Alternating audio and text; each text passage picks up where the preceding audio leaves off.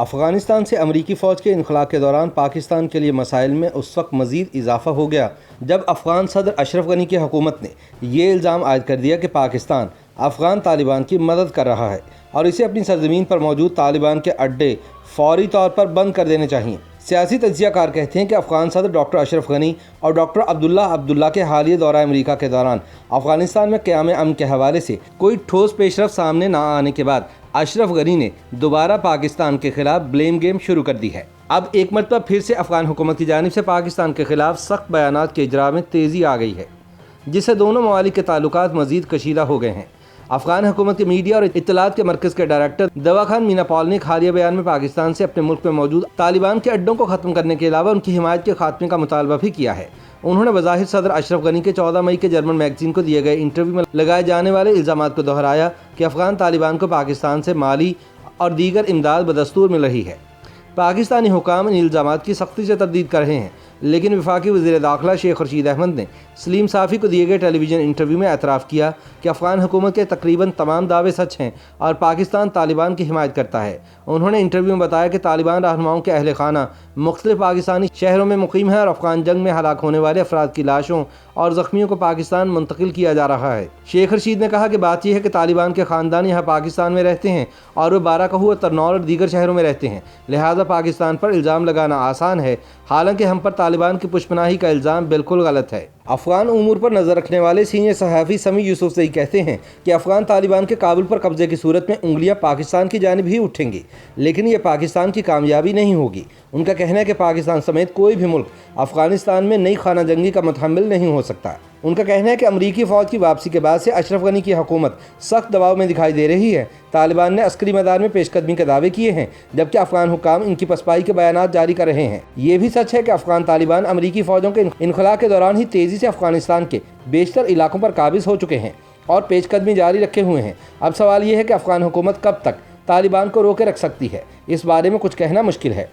پشاور میں افغان امور کو کور کرنے والے صحافی رفعت اللہ اورکزئی کہتے ہیں کہ اطلاعات کے مطابق افغان طالبان امریکی انخلا کے مکمل ہوتے ہی ایک بڑی کارروائی کی تیاریاں کر رہے ہیں۔ تاہم مبصرین کے مطابق 650 امریکیوں کی کابل میں موجودگی کی وجہ سے شاید ان کے لیے کابل دوبارہ فتح کرنا اتنا آسان نہ ہو، لیکن اگر وہ ایسا کسی صورت میں کر بھی لیتے ہیں تو یقیناً پاکستان اس صورت میں بھی شدید تنقید کا نشانہ بن سکتا ہے۔ افغانستان میں جو بھی ہو، پاکستان کے لیے ہر صورت میں محض صرف تنقید ہی لکھی ہے۔ اسی دوران امریکی کانگریشنل ریسرچ کی ایک رپورٹ میں پاکستان کو مزید برا کر کے دکھانے کی کوشش کی گئی ہے۔ Afghanistan back ground and US policy کے نام سے اس رپورٹ میں کہا گیا ہے کہ پاکستان ایک مضبوط افغانستان کی نسبت کمزور اور غیر مستحکم ملک کو ترجیح دے گا، کیونکہ پاکستانی اسٹیبلشمنٹ بھارت کے خوف سے ابھی بھی افغان طالبان کو قابل اعتبار اور بھارت مخالف عنصر کے طور پر دیکھتی ہے۔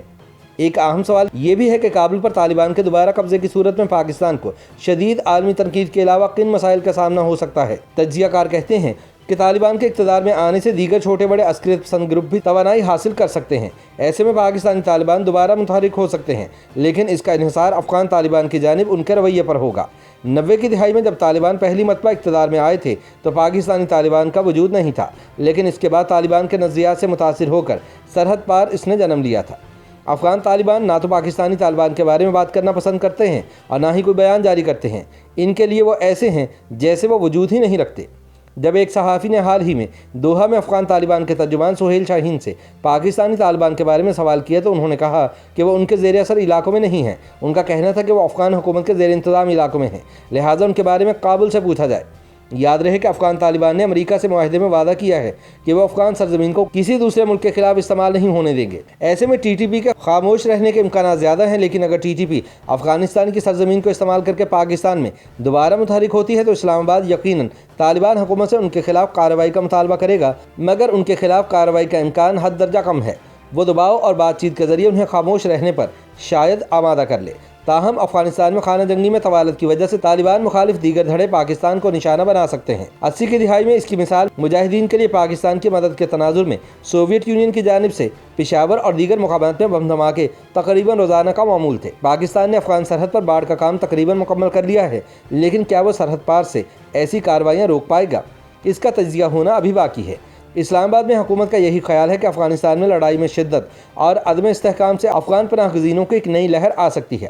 پاکستان پہلے ہی کہتا ہے کہ 15 سے 20 لاکھ پناہ گزینوں کا بوجھ وہ برداشت کر رہا ہے، لیکن مزید نہیں کرے گا۔ اس بارے میں اسلام آباد نے تاحال نہیں بتایا کہ مزید افغان مہاجرین کو مستقبل قریب میں پاکستان میں داخل ہونے دیا جائے گا یا نہیں۔ خیال رہے کہ پاکستان نے حالیہ کچھ عرصے سے اس خطے کے لیے اپنی پالیسی میں تبدیلی جیو اسٹریٹجک کی جگہ جیو اکنامک کرنے کا اعلان کیا ہے۔ اس کا مطلب ہے کہ وہ وسطی ایشیا کی منڈیوں تک رسائی چاہتا ہے، لیکن افغانستان میں افراتفری اس کے یہ اہداف مشکل بنا دے گی۔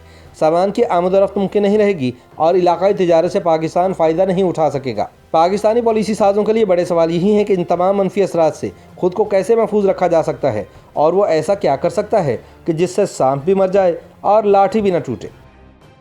YouTube پر گوگلی نیوز دیکھنے کے لیے youtube.com کی سرچ بار میں googly news T V type کریں۔ گوگلی نیوز کے پیج پر سرخ رنگ کے سبسکرپشن والے بٹن پر کلک کرنا نہ بھولیے۔ YouTube پیج پر اپلوڈ ہونے والی ویڈیوز سے باخبر رہنے کے لیے بیل آئیکن پر کلک کیجیے۔ آپ کو ہر نئی ویڈیو کے بارے میں نوٹیفیکیشن موصول ہو جائے گا۔